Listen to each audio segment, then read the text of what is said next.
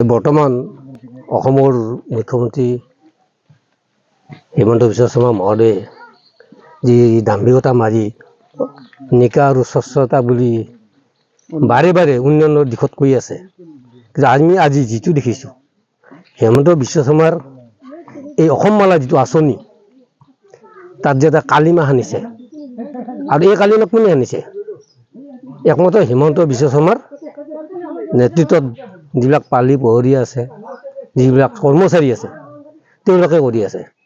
আজি তেওঁলোকৰ ওচৰত আমি গৈছোঁ, মই এবাৰ নহয় মছল বড়ো পৰ্যন্ত গৈছোঁ। তেওঁলোকে কোনোদিন অহা দেখা নাপালে, দৃষ্টিগোচৰ নাই। তেওঁলোকে কেৱল কৈছে অলপতে আমি কৈ আছোঁ যে এই যিটো কাৰ্পেটিঙৰ ওপৰত বুন গাজে যে তেওঁলোকৰ নিয়মেই বোলে। গতিকে এই ক্ষেত্ৰত অসমৰ মুখ্যমন্ত্ৰীৰ লগতে আমাৰ স্থানীয় বিধায়ক চন্দ্ৰমোহন পাটোৱাৰীদেৱৰ দৃষ্টিগোচৰ হ'লে আমি নথৈ আনন্দিত হ'ম। কাৰণ আমি বহু বছৰ BTGৰ আণ্ডাৰত থাকি আমি মাহীমাকৰ চকুৰে চোৱাৰ নিচিনাকৈ আমাক চাই আহি আছে বড়োলেণ্ডত যিখিনি আমি বিধায়ক পাইছিলোঁ। গতিকে বৰ্তমান যে আমি অসমৰ এটা যুৱ সমষ্টিত পৰি আমি নিজে গৌৰৱান্বিত হৈছোঁ সঁচা, কিন্তু যদি বৰ্তমান আমাৰ স্থানীয় বিধায়ক চন্দ্ৰমোহন পাটোৱাৰীদেৱে এই ক্ষেত্ৰত চকুৱান নকৰে তে অৱস্থাটো আমাৰ আগৰ দৰে হৈ থাকিব। আমি নাজানো নিকাৰ স্বচ্ছ কাক কয়। এয়ে নেকি অসমৰ মুখ্যমন্ত্ৰী নিকা আৰু স্বচ্ছৰ আঁচনি অসম মালা?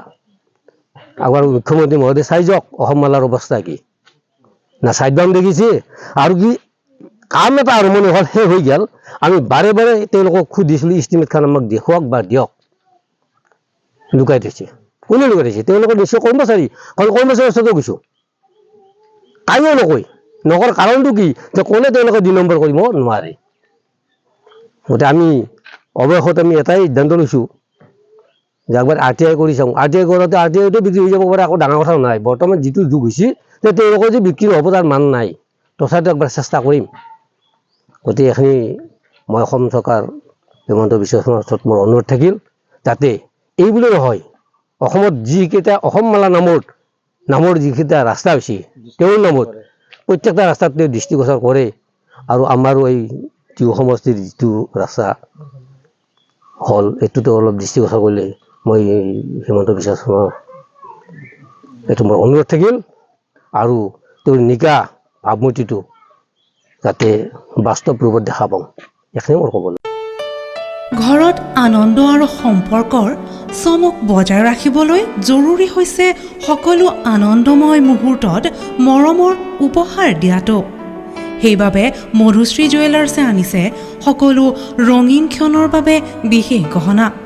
হীৰাৰে হওক, সোণৰে হওক বা ৰূপৰে হওক, শ্ৰেষ্ঠ ডিজাইনছ আৰু হলমাৰ্কযুক্ত গহনাই ৰাখে সম্পৰ্কক নিখুঁত। তেনেহ'লে আজিয়ে আনক আনন্দ মধুশ্ৰী জুৱেলাৰ্ছৰ সৈতে। যোগাযোগ কৰক 7028000341 নাইবা ভিজিট কৰক LNB ৰোড, নলবাৰী, অসম।